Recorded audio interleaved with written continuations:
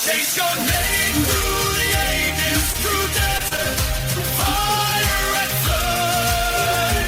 Faith and history uncovered, brush down all the blood.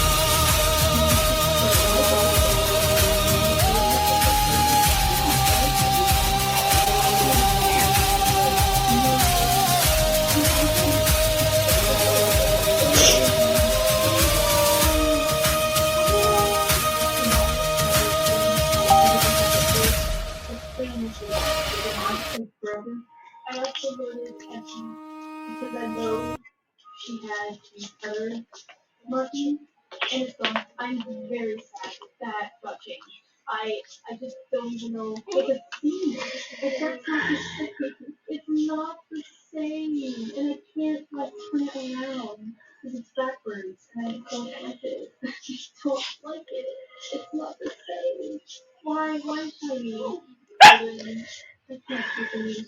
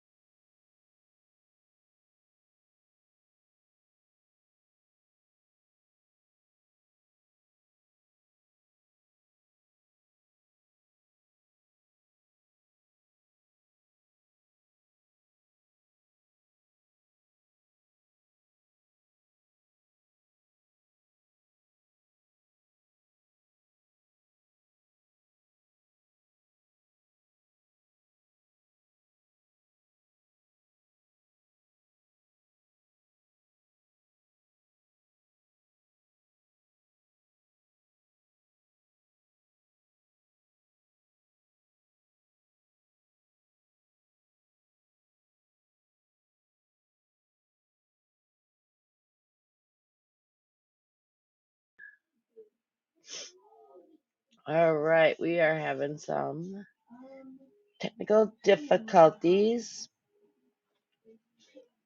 My co-host is having an issue getting in, but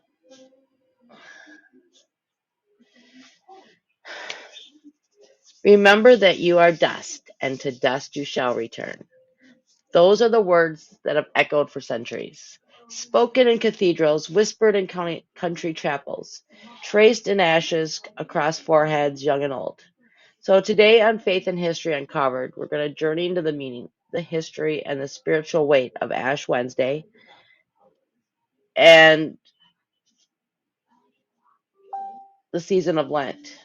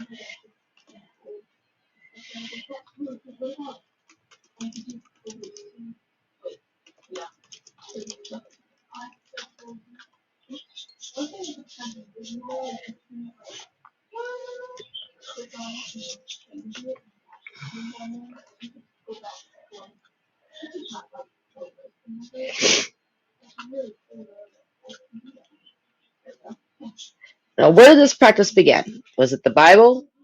Why 40 days? And what have we forgotten about this ancient season of preparation?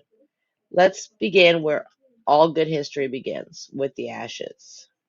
So, ashes in Scripture represent mortality, mourning, repentance, humility before God. In the Old Testament, Job repents in dust and ashes. Daniel fasts in sackcloth and ashes. The people of Nineveh cover themselves in ashes and repentance. Ashes were never decorative. They were a public confession. I am fragile. I am dependent. I need mercy. Historically, the formal imposition of ashes, on which whole congregation developed around the 10th century in Western Christianity, before the ashes were used primarily for public penitents, who was guilty of serious sins, who underwent a structural period of repentance before being restored to communion. By the Middle Ages, the practice expanded to everyone.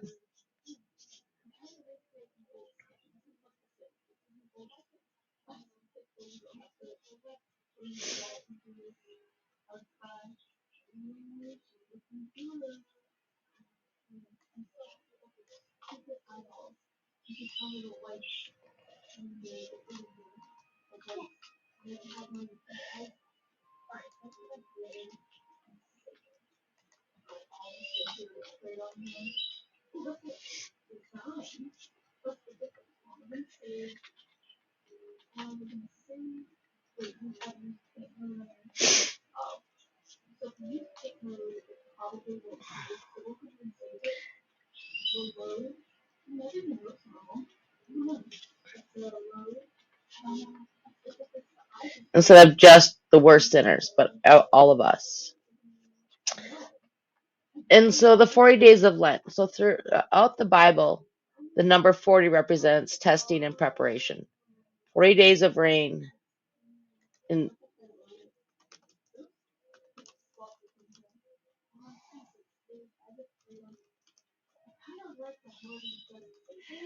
40, 40 years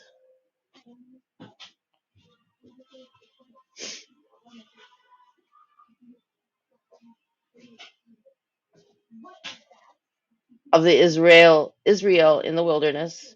The 40 days Moses fasted on Mount Sinai. The 40 days of the prophet Elijah journeyed. 40 days Christ fasted in the desert before the beginning of his ministry. Lent mirrors Christ's wilderness fast, a time of spiritual confrontation and strengthening before public missions.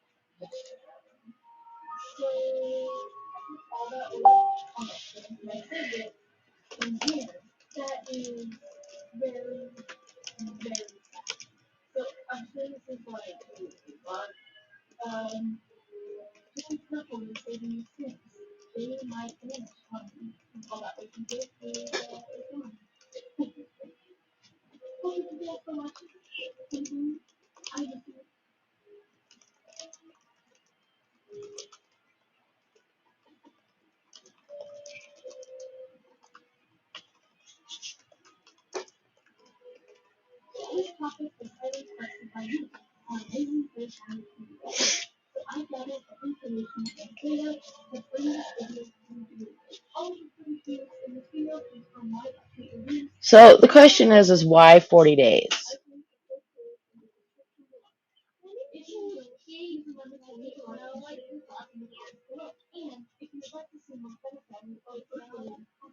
Why not 30? Why not 50? The number 40 is not random in scripture. It's a number loaded with testing, transformation, judgment, and preparation. So, for instance, 40 days of the flood, judgment and cleansing. 40 years of the Israeli wandered in the wilderness, that's purification and dependence. 40 days Moses fasted on Mount Sinai, receiving the law. 40 days Elijah traveled to Horeb, restoration. 40 days Jesus Christ fasted in the wilderness, preparation for the public ministry. So 40 represents testing, transition, and transformation. It's the number of the in-between. It's not Egypt, not the promised land. It's not birth, it's not resurrection, but the wilderness in between. So the 40 days of Lent mirrors Christ's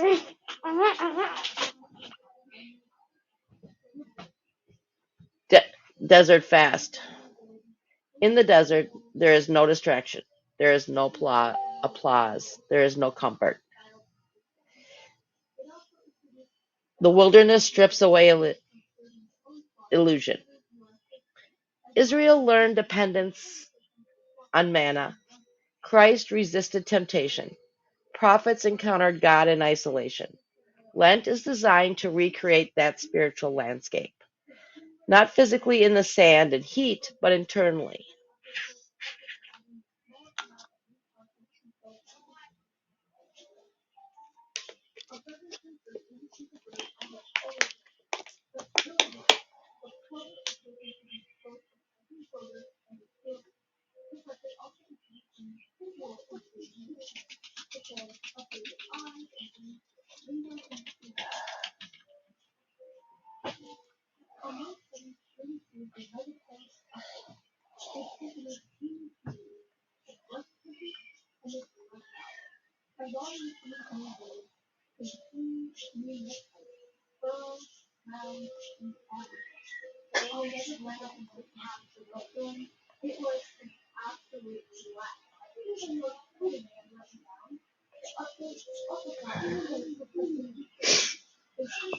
As always, the studio is open, the chat is open for anyone who wants to jump in and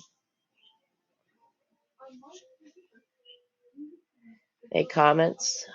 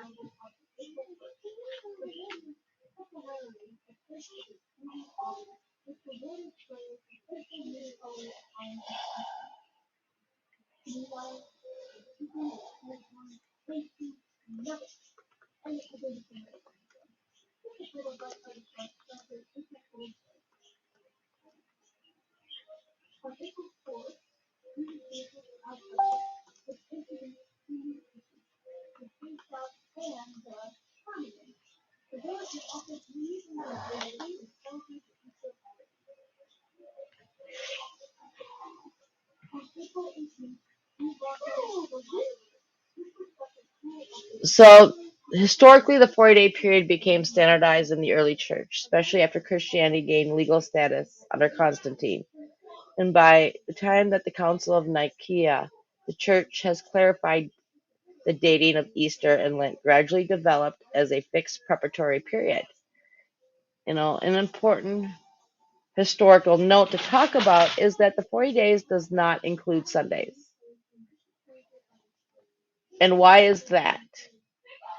Because every Sunday is considered a mini Easter, a celebration of resurrection, which is why Christian churches we go to church on Sundays.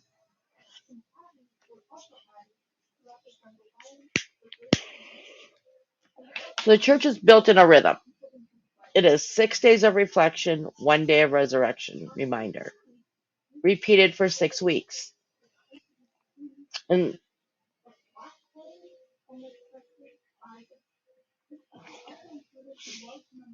And what's really interesting about this, when you really break this down, 40 days. It's not just a church thing, it's not just a Bible thing, it's a whole cosmic thing. So in the psychological dimension of 40 days is long enough to break habits, to build new neural pathways, to reshape behavior, to shift perspective, Hello, I'm Modern back. research. Welcome, Kurt. Okay, so we talked a little bit about Ash Wednesday and what it was. And we broke So, this even down even farther to the 40 days is where we're at. okay. So the cool part of 40 days is 40 days is actually 6 days and doesn't include Sundays. The church doesn't include Sundays in counting because Sundays is always is considered a mini resurrection. Oh, really? And so it's 6 days of reflection, 1 day of resurrection reminder, repeated for 6 weeks. And the 40 days is a huge thing in the Bible.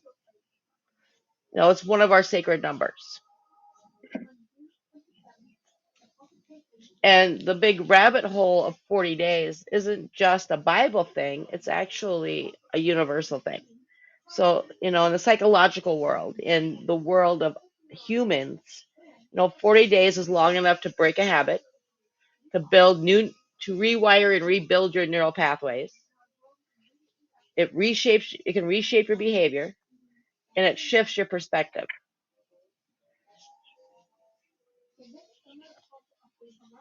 And so modern research suggests it actually extends repetition to change behaviors. Ancient spiritual practices intuitively understood this. So Lent is not just a symbolic time, it's a formative time. 40 days forces consistency. It creates a spiritual muscle memory. Hmm.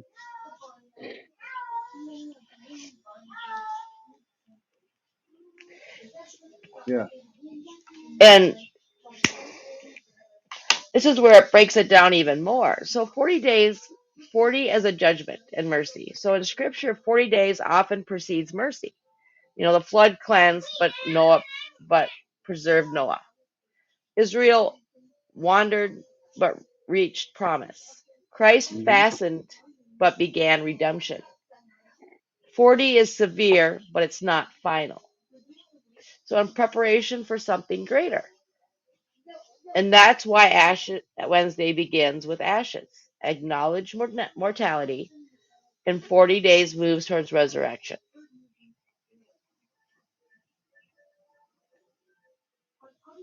And this is where we're supposed to, figure out what we're going to give up for Lent, what Right. we're going to Right. do, Right. but really what we should be doing and looking at for 40 days are not about endurance for endurance sake. It's not just you giving up smoking, caffeine, coffee. I'm upstairs today because I'm making homemade chicken soup with a pressure cooker, so I didn't want to leave it running and me downstairs. Really. Yeah. I didn't That's want to blow okay. up my kitchen. I wanted to blow up my phone before I have a problem with the screen. It's not working anymore. And so this is where we need to ask, what do we need refining? What needs to be surrendering? What needs strengthening? The wilderness reveals identity. And this is where Jesus went out 40 days and 40 nights into the desert, the empty wilderness. Now, Israel learned they were God's people. Christ affirmed his mission. Believers examine their allegiance.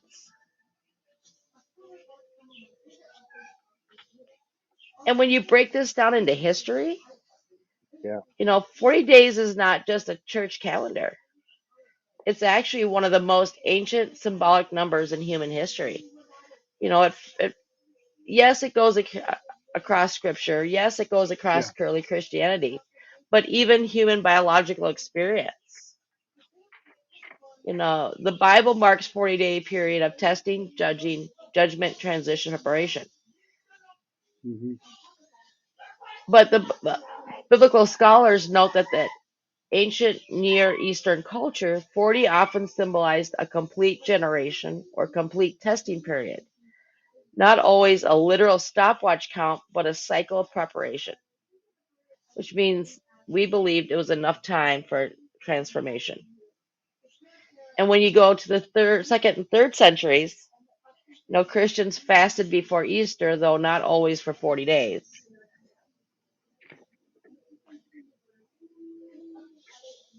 it's also a time for reflection too on your life, in your Christian life too. That's Correct. how I look at it. Um, This is where 40 human pregnancies. There's a good one. Human pregnancies last 40 weeks. Average. You're supposed to. A full cycle. 40 marks gestation development before birth. Not a random number. And then you break this into the flood preceded a new world, 40 days. Wilderness preceded a new nation, 40 mhm. days. Christ fasting preceded his new ministry. So 40 days is enough time for something new. 40 weeks precedes new life. 40 represents formation before emergence.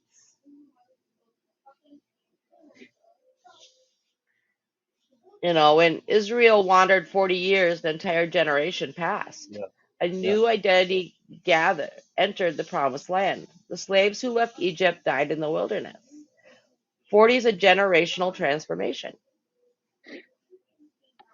And this is where, with Lent, the question becomes what identity is being reshaped? 40 days is not supposed to be about deprivation alone, it's about the formation.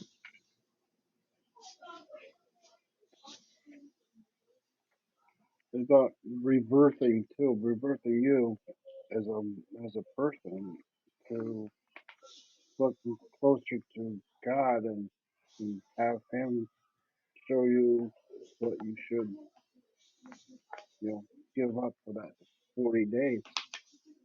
Um, I know a person that only had ate chicken soup for 40 days because he felt that's what God wanted him to do. Hmm. He lost a couple of pounds after the 40 days, but it's what he was told to do.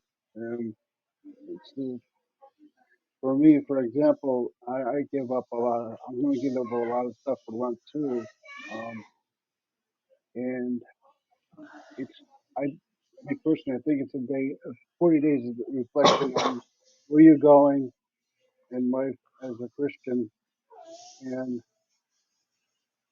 which leads up to Palm Sunday in celebration of Easter, the second coming of Christ, and the whole thing. Um, to me, the 40 days is really, really personal. It's like a personal journey for me too. And And I that's think, really what it's supposed to be. It's not yeah, supposed to be you give up coffee for Lent and then no, start no, drinking it the day after Lent. no, no, yeah, You know, in the Christian world, what you give up for Lent is similar to your New Year's resolution. yeah. And how many people make those? I made them once, and that was it for me. I probably lasted like 2 days for the resolution. But yeah, that's true. You really have to do a soul search and see what you really want to give up on Lent. Um, but that's a No, and personal. that's why I love when you look at the deeper spiritual pattern of the Hmm. 40, Hmm. you Hmm. know, especially when we're rewording things. And I'm so against gaslighting, making everything positive, ignoring the Oh, yeah. negative, but Mm. rewording things to help you take those steps is crucial. And so, not yet means but becoming, Right. not finished but forming, not dead but preparing for a new life. 40 is the number of tension. It's the number of waiting, the number of endurance that leads somewhere. And that's why Ash Wednesday begins with Lent with ashes. Ashes remind us we are fragile, not to take things for granted. And it reminds us that we are being formed. And I love that aspect and reminding us that we're being formed. It doesn't mean everything has to be the same. It doesn't mean that we have to live so static. Right. And that's where we get stuck in everyday life.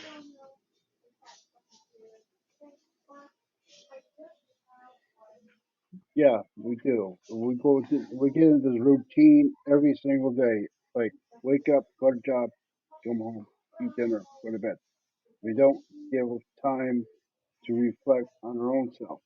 And I believe that some of the people, sometimes we should reflect on where we're going and just take a moment and say, hey, I want to just sit down and relax and talk to God or talk to whoever you believe in, you know.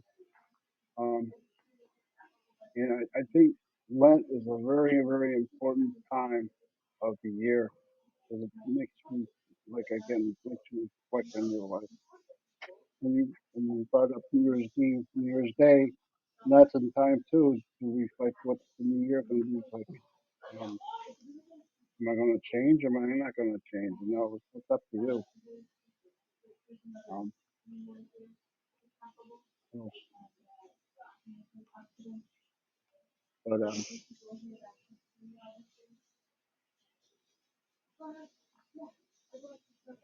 And let's go even farther into this. Let's look at, yeah, not just the Christian religion. right, Starts out in the Jewish roots, but also Muslim practices of Ramadan. right, The the A word faith, yeah, yeah. the good A word, The good Abraham. A word, the good Abraham, yes. Now he was a character. He was, oh wow, we're all related to him. So you've got in the Jewish tradition, you've got the 40 days of a flood, the 40 years in wilderness, the 40 days of Moses, and the 40 days spies in Canaan, which all Hmm. mark completion, transition of identity, Hmm. and preparation for covenant. Full circle. It, and then in Ramadan, Hmm. it granted they're not 40 days, they're 29 or 30 days depending on the lunar calendar.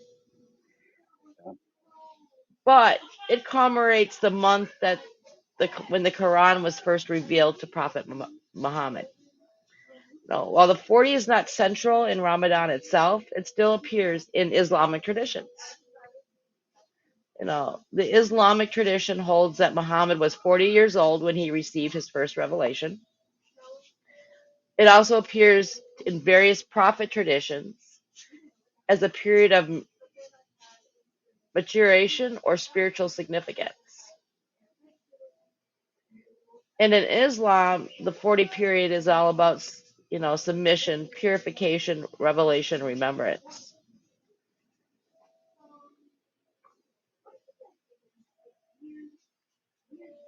It's a religion I don't really familiar with. I really could like to study more into it. Um, I only heard about it like 10 years ago. I guess they don't really um, market Ramadan. Um, like I'm we sorry. market, like we market Christmas, we market Easter, the candies and stuff. Ramadan, what are the traditionals of Ramadan? Is it just prayer for 30 days? So Ramadan,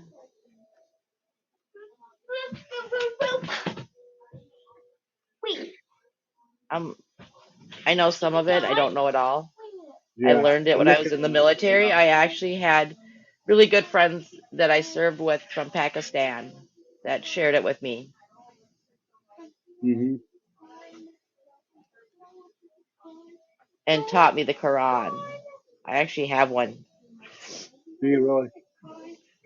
Yeah, my landlord gave one to me. He wanted me to read it, and I haven't really have time to read it right now.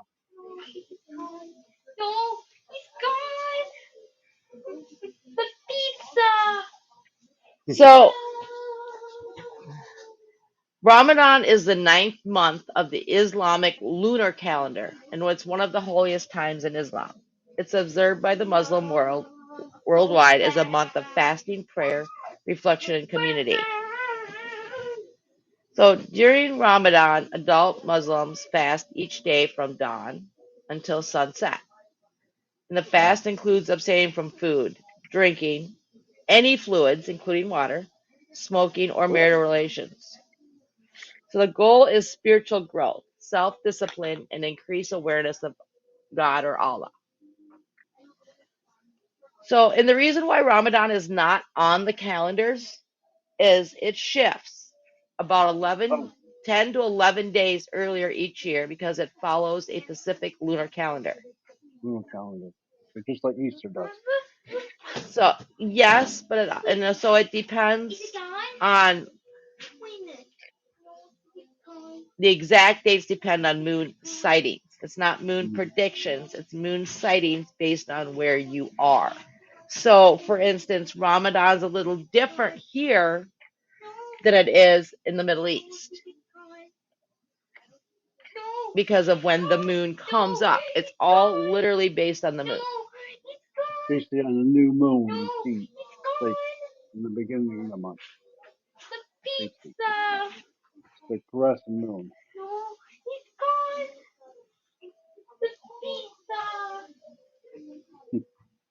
Um,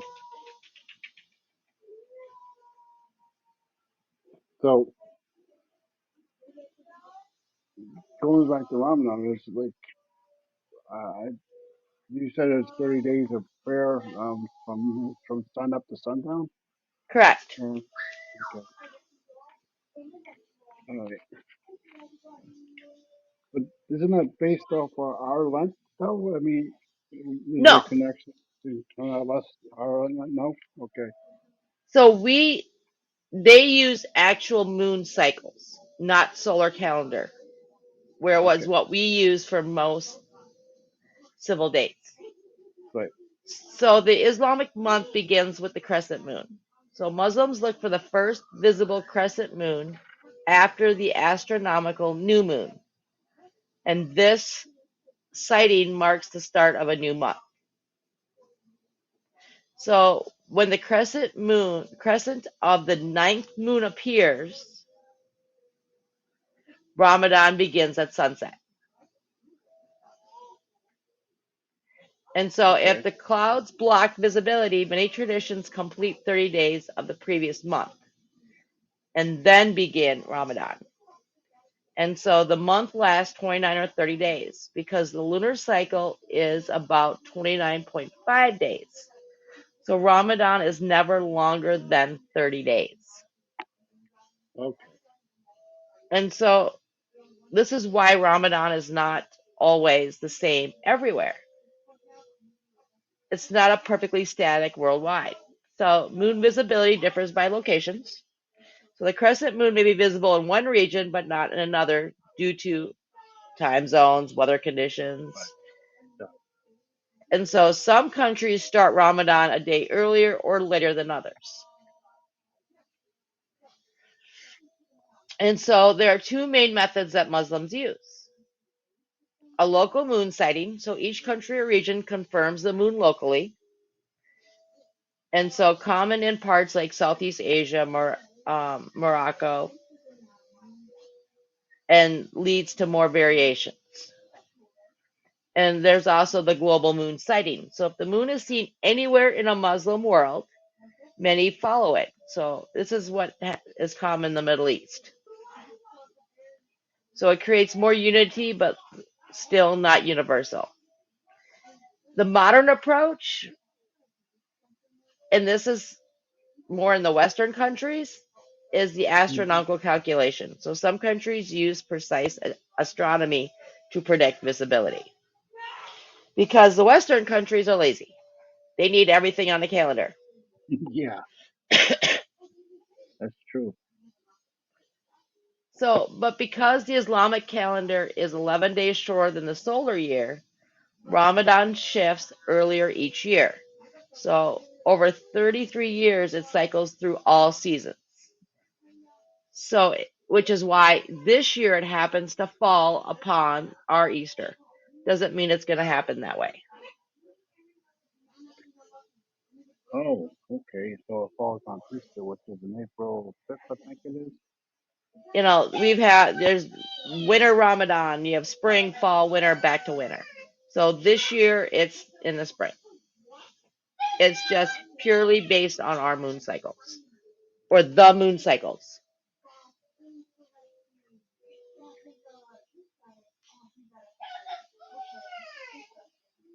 Hmm. I really like to look into that stuff more. But okay, so what happens after Ramadan? Is it um is it another holiday they go into?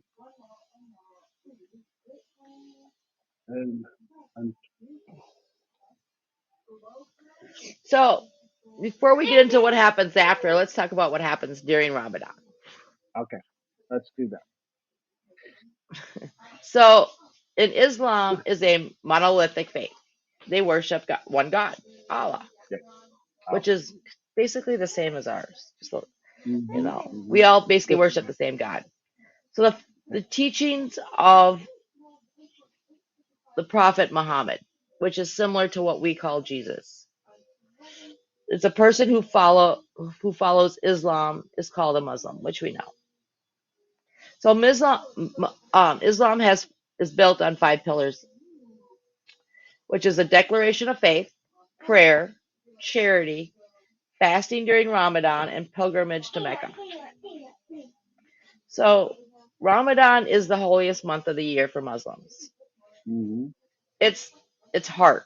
It's about spiritual growth, self-discipline, compassion for others, strengthening your connection to God, and purifying the heart and behavior. And so Muslims believe this month when the Quran was first revealed to the Prophet Muhammad. So fasting during Ramadan from dawn to sunset. But fasting is much more than food.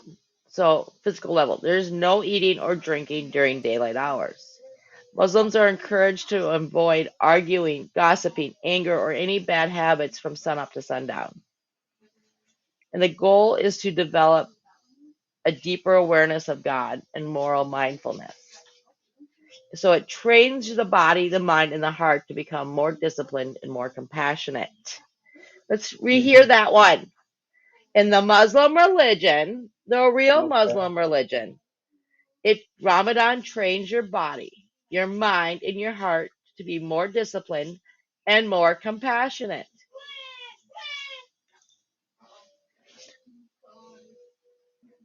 That's where they So, get the bad rep from. That's where it is. correct, correct.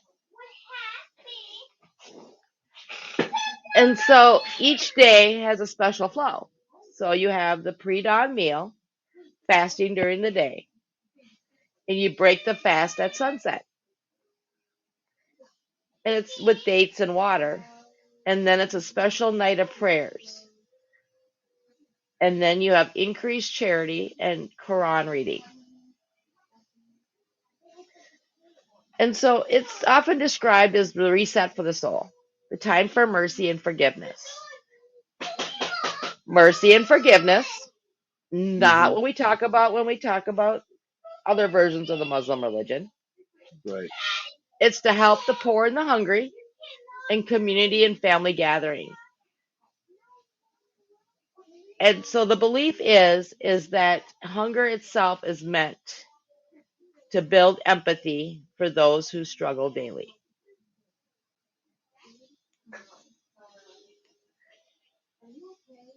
And it ends with a joyful holiday, the Eid al-Fitr. So it's a completion of fast, a gratitude of God, community unity, and generosity and joy.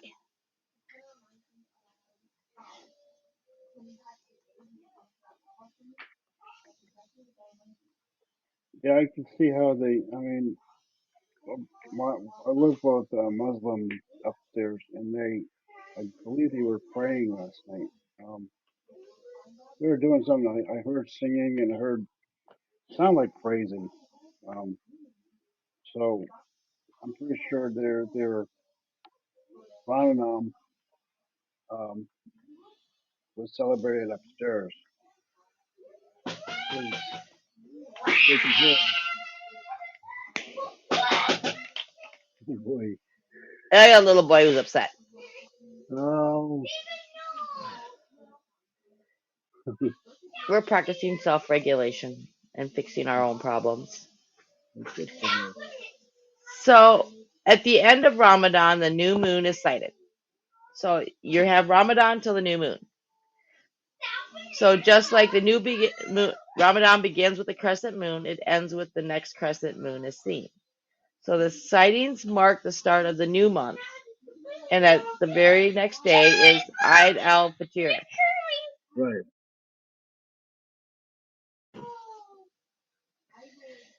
And if the moon isn't visible, Hmm. But you see, oh, I get it. So if you don't see the new moon, on the then 30th day it ends. okay, I got it.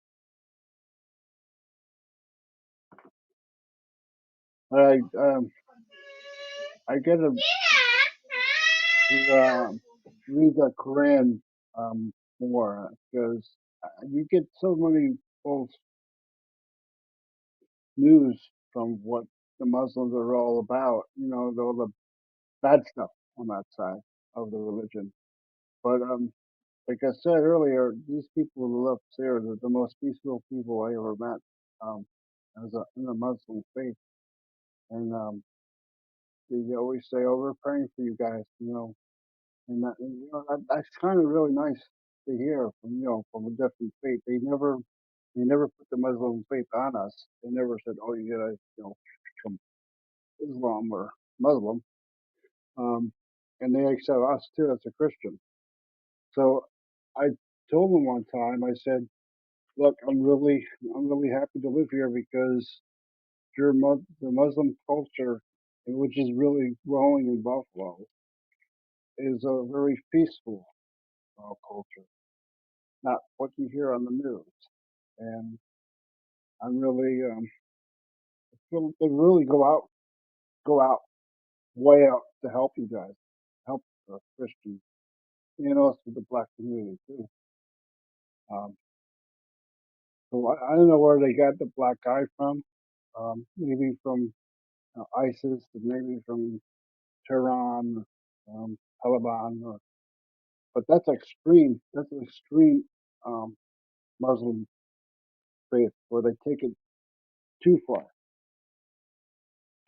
Um, so Okay.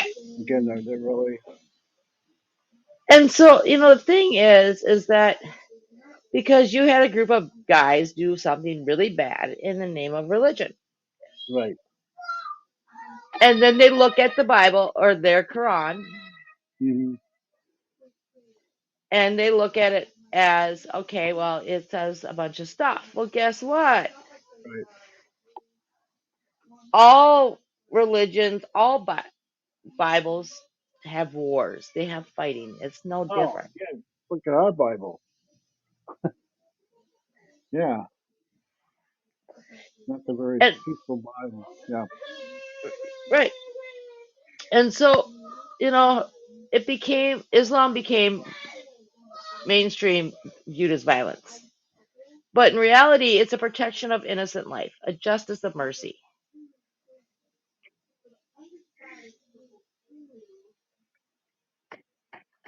And so they don't represent mainstream Islam. The ideology typically forms from a mix of factors, not religious alone. Right. You've got the political grievance. Hmm. You know,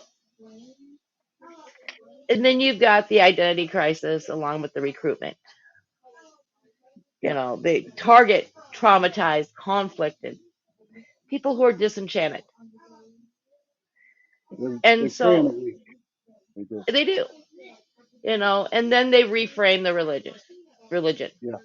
Groups like ISIS and Al-Qaeda, they quote small portions of a religious text. They remove all historical context. They ignore mainstream, and they reframe political violence as a religious duty. Hmm.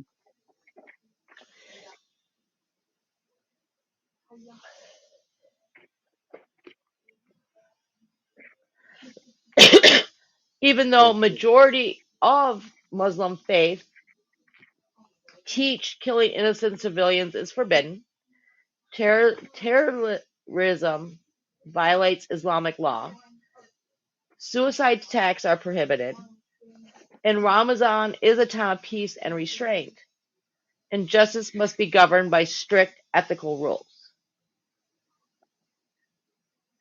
So where do we get this disconnect, though? Where did that come from? From the bad and the good. It sounds like Muslims are very peaceful people, but where was that how did that disconnect start? Was it because we had a couple of wars over there? Fortunately, a lot of people died out. Is it because of that, or So,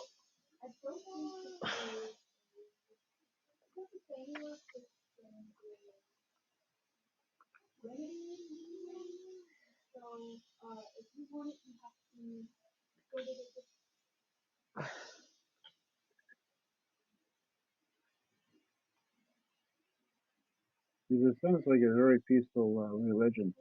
it really is. So to And do that, we kind of got to look at how Al Qaeda got its start. How did Al Qaeda become Al Qaeda? How did Bin Laden become Bin Laden? That's a good way to start it because there's yeah, yeah. So how did they do it? I mean, well, yeah, I don't know. I would like so to find out. the big part of Bin Laden and why he became what he did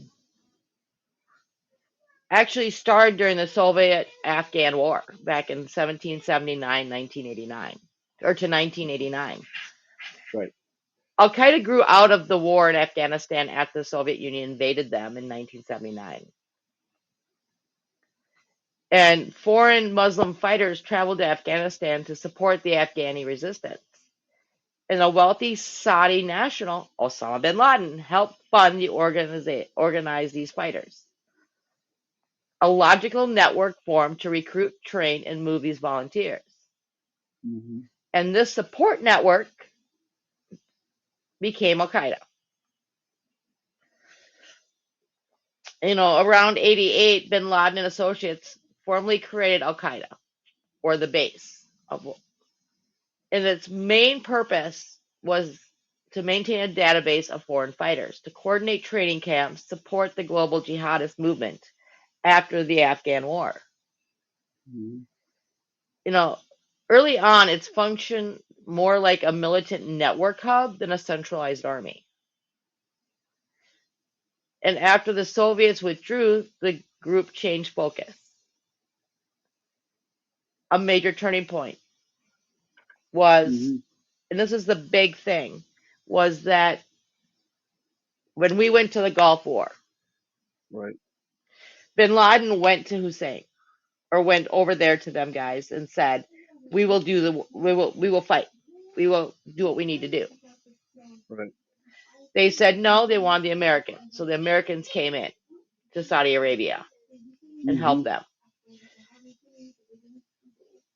Because bin Laden believed the US did not belong in Saudi Arabia, did not belong fighting his war, and he called it his war. That's when transitional terrorist organization began targeting the US and Western nations. That's how that started the path towards 9/11 then, because Correct. they were like, all right, get out of our country. If you don't go, I don't know, we'll attack you on your soil. Trying to, I don't know. That's actually what happened, but that That could be enough. is no, that is what happened. Um, by official narrative. Hmm. Yeah. And also, they attacked USS Cole in 2000. Um, and they also attacked uh, in Kenya too. I'm sorry, what was that? I hope he's coming in. Um, but yeah, it says thousands of militants were killed or captured, among them several key members, including Mission Organization September attack. So they were planning that attack in September for a very long time. Um, I think and it's really amazing how why on that date? Why September 11th? Why did they attack? And people still don't know why. Though there's actually a significant meaning behind September 11th. Okay, on their part, on their religious part.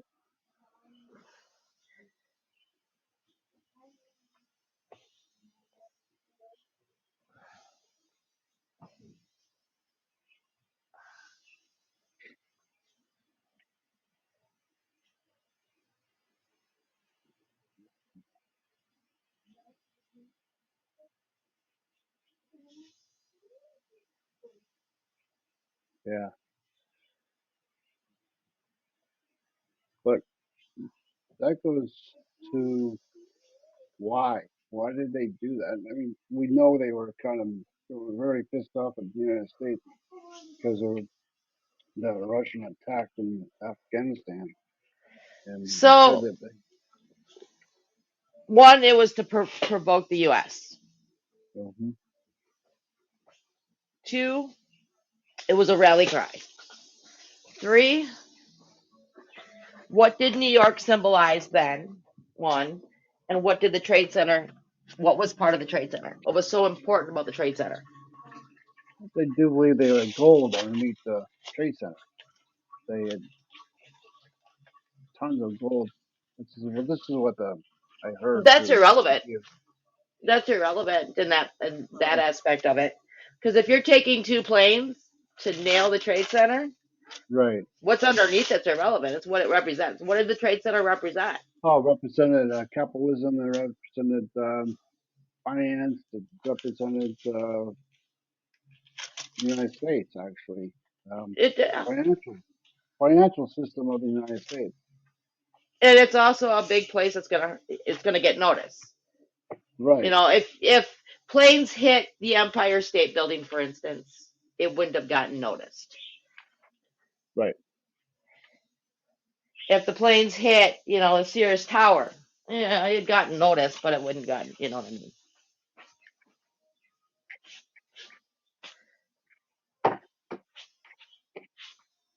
Right. Yeah. One, I it mean, provoked us. It was a rally cry, and it was, you know, it also showed how vulnerable we were, how arrogant we were as a nation. oh, we kind of can. It was horrible. I mean, we were so complacent. We were like, nothing's going to happen to us. There's an ocean. That's Right. BS. That's, And so the attacks were symbolic. So the World Trade Center got hit as an economic power. Pentagon is the military power. And originally, the fourth plane was actually supposed to hit the Capitol, which is our the political capital. leadership.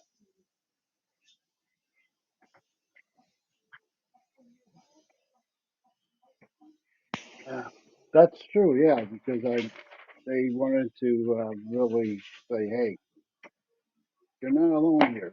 Not isolated. And they had to put those symbols out. That's really why. Because um, because it was you got the military, you got the finance. New York City. You know, why not go over Chicago? Like why New York? And so we But New York and there's nothing in Chicago. right. So all I had to do was the image of trying to destroy us, our financial stability in that day. Um, Wall Street did close down for 3 days.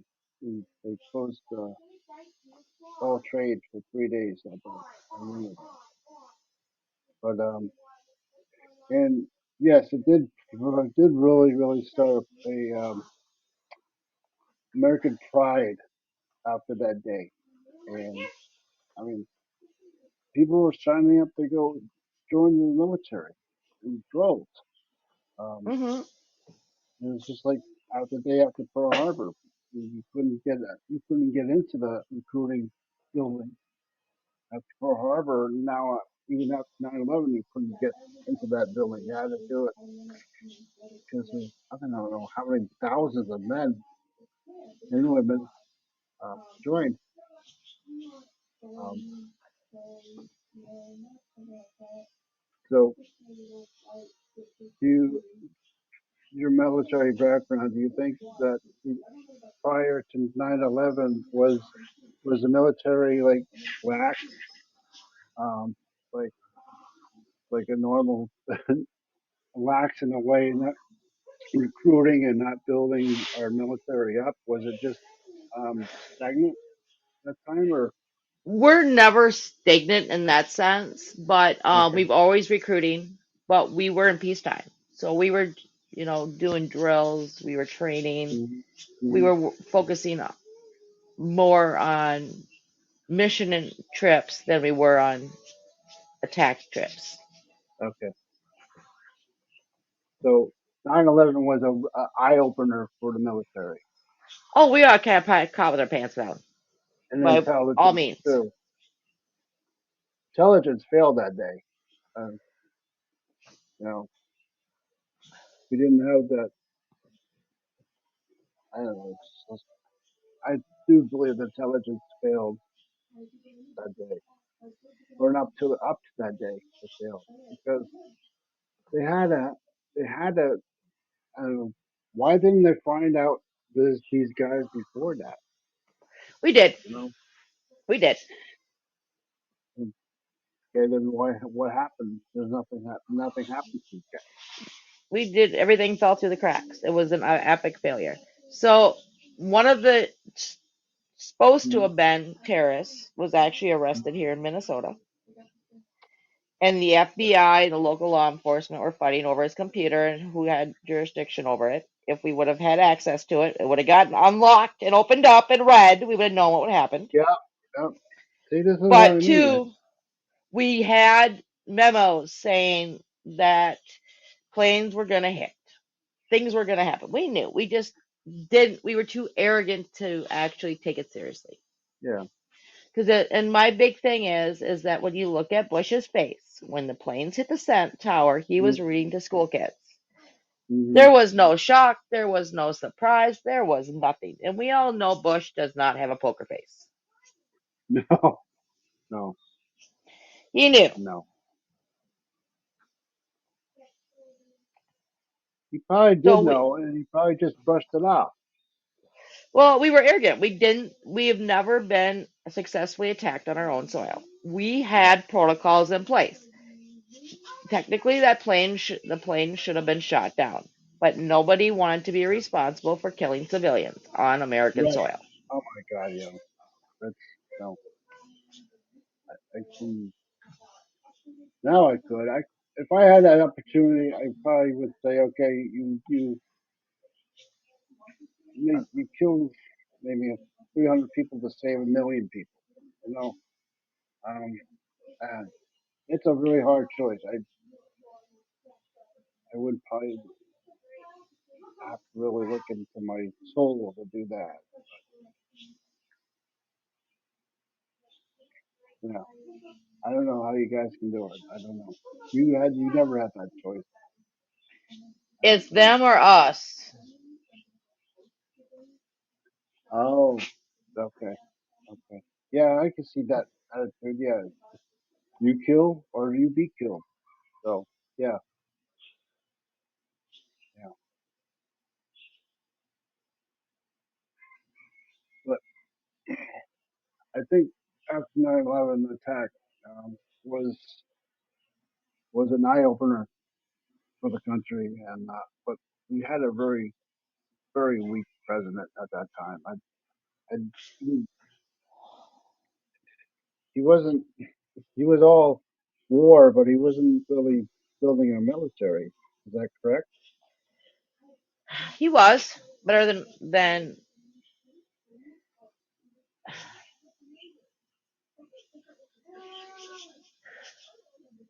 he did what he could with the sources he had Right. before 9/11.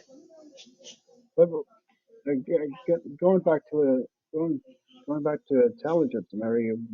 I mean, we had spies over there, didn't we? We in the Taliban, or do we have nobody trying to I squash don't know, this? it's above my pay grade. Wow. But the thing is, and what we don't think about, we don't take into consideration, is we have never successfully been attacked, other than Pearl Harbor. Alan We've Pearl never Harbor, been, which we were still in peacetime then too. right? We've never been attacked on U.S. soil successfully. Hmm. There's been attacks. Um, we were in peacetime, and every president has treated the troops like shit, including now. Hmm. There's no exception. There's no rule. It's just we are there for political people when it's time to get elected. We're gonna do this for you. We're gonna do this for you. We're gonna do this for Yeah. you. Yeah. Same old And story. y'all don't do shit. Hmm. One minute you're the greatest person in the world because you're wearing a uniform. The next you are just worthless to us because you know what? They're like trash. I hate to Yeah, say that, but yeah, we are. You know.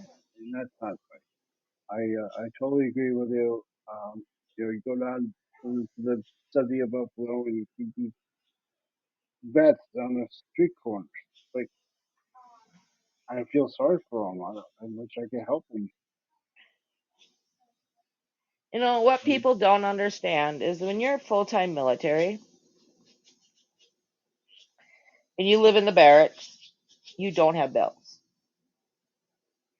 other than like Right, your cell phone, things like that. So you're not building right. credit.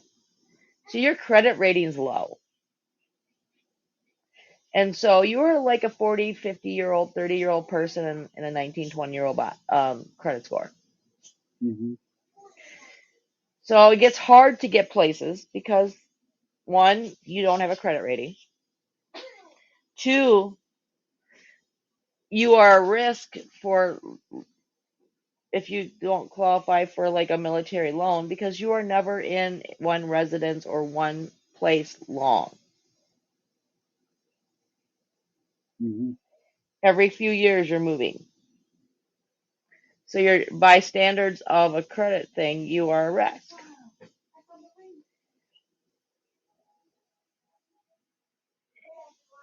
And the people who get screwed are the ones that end up getting discharged out on medical or whatever early Mother, I'm going back to bed. because you're not planning, you don't plan ahead. Right. No. Yeah. And you don't. You're young, you're dumb. Yeah. You You are. don't plan to get hurt so that you can't keep doing your service. You don't have backup plans when you get out. And two, if you're medically discharged, you don't go through the period of transition and you're No. getting walked through all those steps. What you're getting Hmm. is, all right, you're done. Here's your check. And Wow. hopefully your disability goes through while you're out or your disability is approved.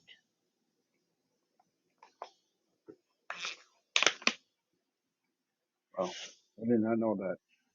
Most people don't. It- It's like and then you get like you said, you get these guys and politicians. Oh, we'll change the system. They haven't changed the system. They're They have, whatever. but not for the better. Like they've redesigned our Right. disability in our military, so it's a percentage of a percentage of a percentage. Yeah. Eh, You've got young, arrogant people who believe that because they came out of it unscathed, that everybody else should be too. But that's not reality. You No, know, and you can get hurt, and I couldn't get hurt, and I'm serving the same unit you did. So where did that come from? It doesn't make sense. There should be people. you got arrogant people. Yeah, I can see how. And some people, there is a stigma in the military about mental health. And what people don't understand too, a lot of the times, is that when you get out, it's a period of like relaxation. It's like vacation. Hmm. You're alone for the first time in a very long time. You don't have to do anything. You don't have to get up at the crack of dawn. Right. You don't have to do push-ups and sit-ups. And so it's like that joyous vacation period. And so you're Hmm. okay. And then you end up with the, oh my God, what do I do now? Yeah. Yeah. You no Because longer have a purpose.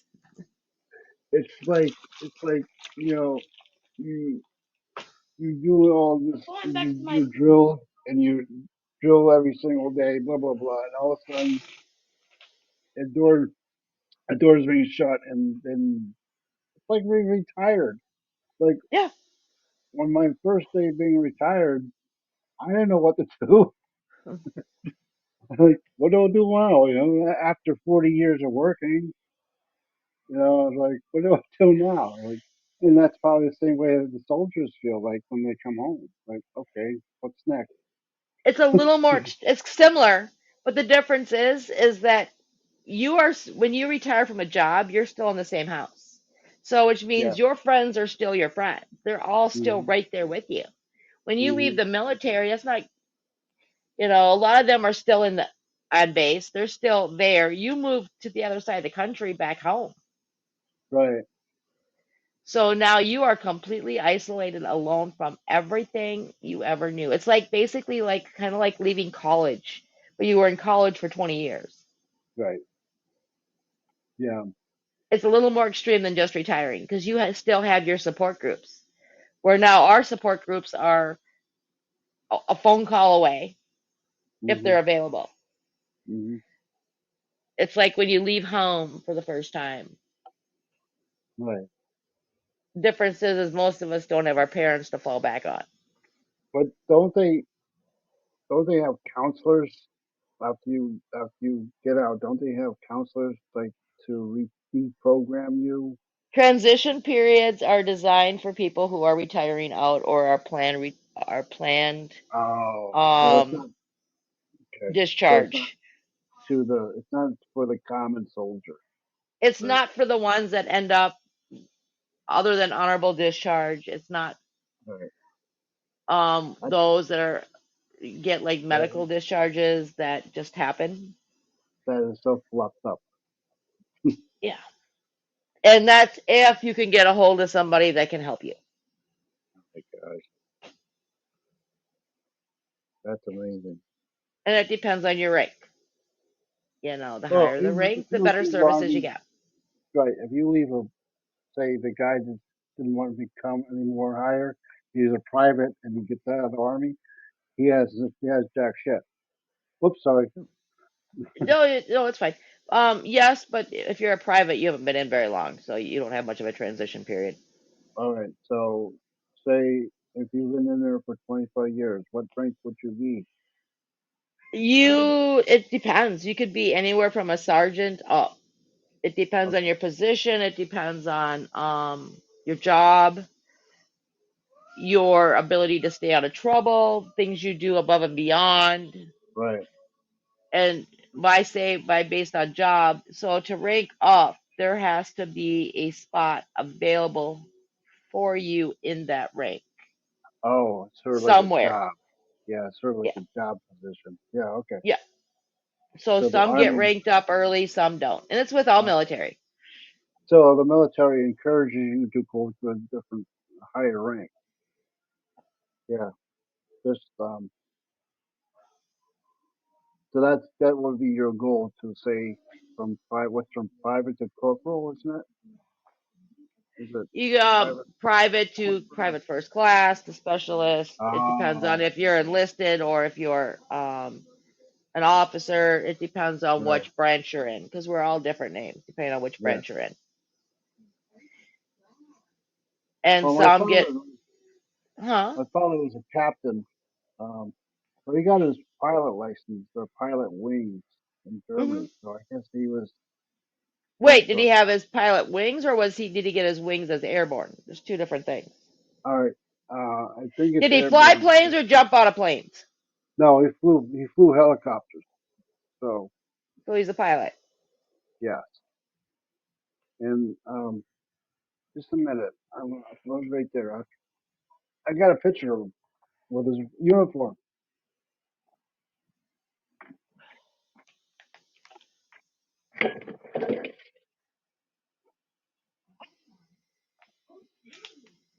Okay, he was in the army, and this picture he has his wings. It also looks like he has a parachute wings. So he was Parachute, both a pilot and he was airborne. yeah, because it was in the parachute wing with a parachute with the two wings on it, Hmm. and the other one is aviation. And looks wow, he looks like he has a button on the collar here or on the shoulder. Could he be actually a colonel or a I'm major? sorry. What did you say? There's a brass um, pin on his shoulder, and I don't know if he could be. He could be a captain, right? You have to be an officer to fly, right? To be a pilot? No. No. To Okay. to be so yeah, in the military you have two different tracks. Right. So you have enlisted, which are people who go in as a soldier. So you start out Right. as a private rank. Hmm. Those are the ones that either choose to go the hard route or they don't have a college education. Or you go as an officer, which you start out in leadership roles as lieutenant and Hmm. things like that, which means you have a college background. Right. You can transfer from one to the other. Okay. You can start out as an enlisted and end up as an officer, but you have to All right. pass the test, get accepted, stuff like that. It's work. He went to West Point to get for the So then officer. he was an officer. Okay. He went to West Point. Yeah. Then he got transferred to Germany for helicopter training, Hmm. and that's where I came in the picture. So we were stationed out of Hamburg, Germany. And yes, they were still cleaning up the mess from World War II when I was there. That's in 59 or 60. But it's amazing. Oh, Hasn't yeah, he flew the Chinook,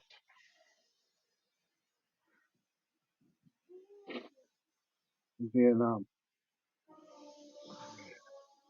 So, but he never talked about it, and I don't. And I guess he saw a lot of stuff that you want to talk about. yeah. So your dad went to the Boonville Command and Staff College. Hmm. Yeah. Yeah, because there's a picture of me and my sister sitting on a wheel of a helicopter in Germany. It's Yeah. that old bull nose, bulldog nose helicopter, um, back in the 50s style. Yeah, It was it was that rounded nose helicopter. I could we best way to describe it. So your dad was at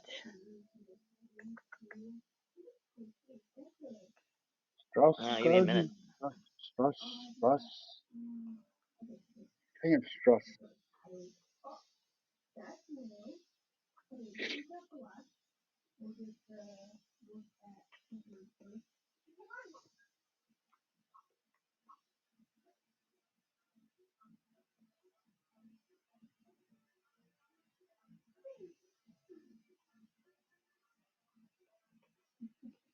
Well, he was stationed in Oklahoma, Fort Fort Sill. Sill. Yeah. That's where I was born. Then after that, he got his orders to go to Germany for training. And I believe it was out of right out of Hamburg, Germany.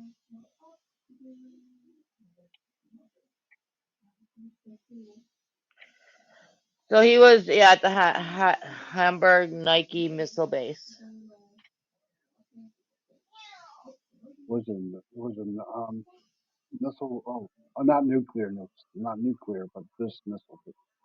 Hmm.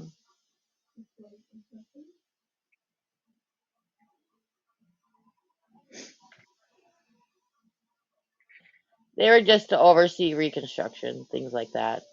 Yeah. Keep an eye on Russia. Yep. And my mom told me a story where they were in Berlin, and the communists said you have 48 hours to leave the city, or you'll be here for you know for a long time. So that all Americans had to leave Berlin. East or west? They were in Berlin, East Berlin, You and gotta remember Russian. back then there were two Berlins. Right. It was the communist side of Berlin, East, I think.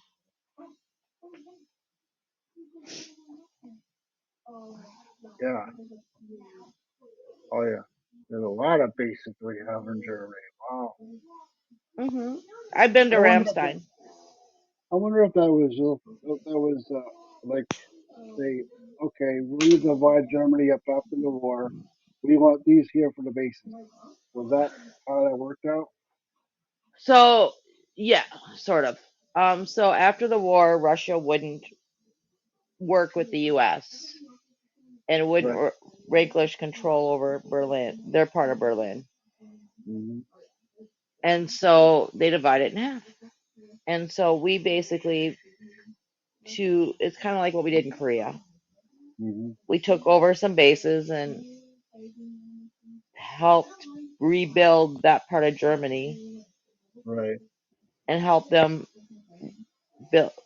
build the country again.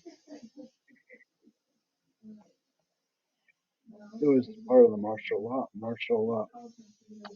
am I saying that? Marshall campaign? Is it the Yeah. Marshall? The Truman sent over? Okay.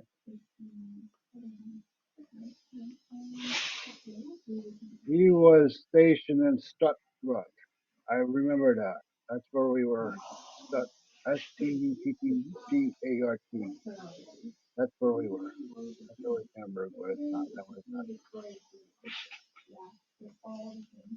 Yeah, we were there for training. Hmm.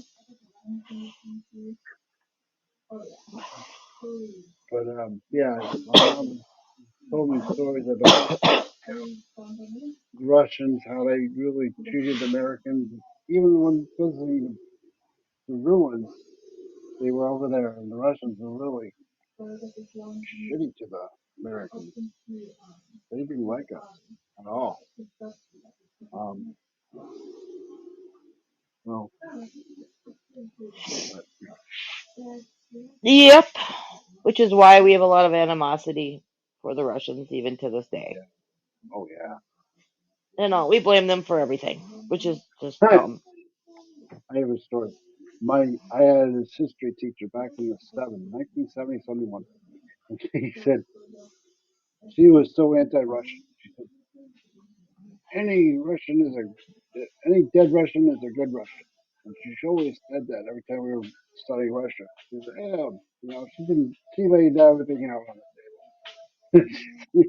Any good Russian's a good Russian. Like, come on. Yeah, and things haven't changed much since then in the sense of how we look at people that we don't like or agree with. Yeah, it's you know, if you don't agree with a person, doesn't make that person a bad person. You just disagree with them. That doesn't just move on. That's it. But So I have to cut this short because I gotta go. I gotta get my son in his class. we're way over time.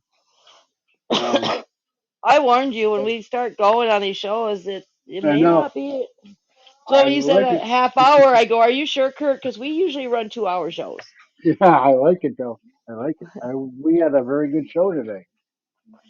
Yep, we talked about Ramadan. We talked about the Muslim religion and the misconceptions of the Muslim religion. We talked Yes. about Ash Wednesday and Lent and the Hmm. significance of our mind, body, and soul of 40. Yeah. From 40 Yes. days to 40 Very good. habits. Yes. And And, we're going to touch on Lent next week too. We're going to do the series as long as we want to. So yep, um, Lenten is Palm Sunday, isn't it? yes, yes.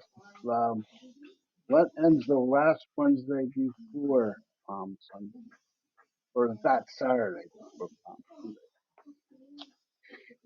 And Yep, first. the trivia fact is that the ashes you use today are from they burn the palms and they use those ashes for Ash Wednesday the next year.